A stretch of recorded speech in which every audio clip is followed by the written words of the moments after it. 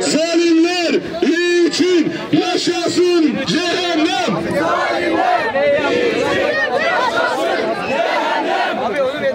Zalimler için yaşasın cehennem.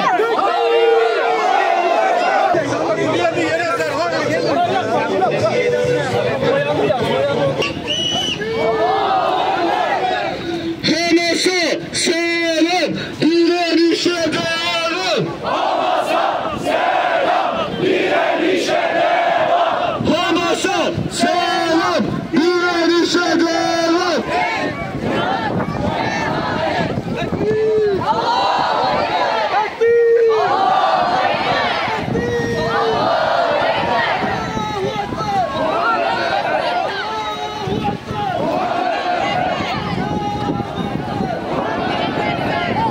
Vur vur, Hizbullah, İsrail'e vur.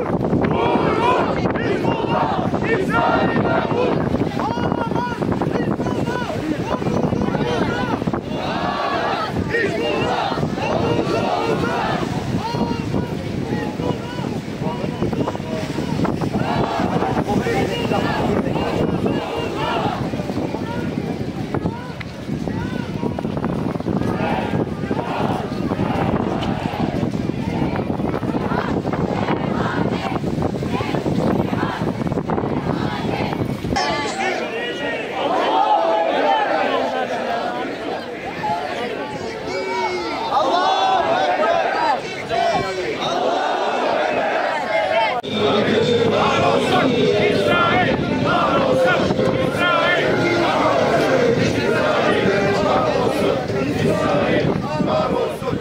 Katil ABD Filistin'den defol. Katil ABD, Filistin'den defol. Katil ABD Filistin'den defol.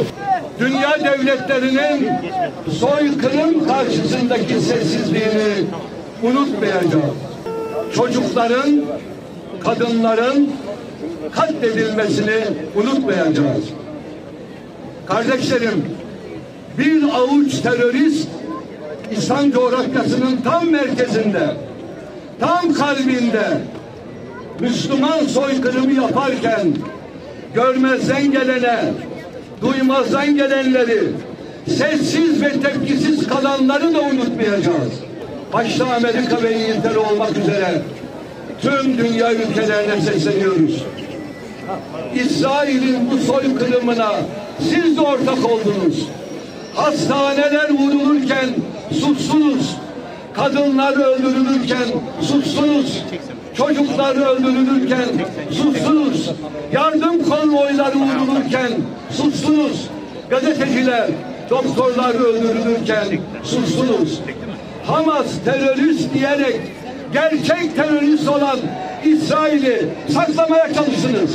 Ya Rabbel Alemin, Kabe'yi yıkmaya gelen Ebrehe ve ordusuna karşı ebabil kuşlarıyla Ebrehe'nin ordusunu dağıttığın gibi, Kabe'yi koruduğun gibi Allah'ım sen de İsrail'i, zalim İsrail'i, katil Amerika'yı ve katil Amerika'nın yardımcılarını kahreyle. Amin. Mescid-i Aksa'yı muhafaza eyle. Amin. Ya Rabbel Alemin, dualarımızı kabul eyle. Amin. En açıp amin diyen, buraya uzaktan yakından gelen kardeşlerimizi iki cihanda aziz eyle. Amin. Ya Rabbi, İslam bilinciyle bilinçlenmeyen kardeşlerimizi, Müslümanlık şuuruyla şuurlanmayan kardeşlerimizi de sen en kısa zamanda İslam bilinciyle bilinçlendir. Onlara da hidayet yolunu göster. Onlara da sırat-ı müstakimi göster.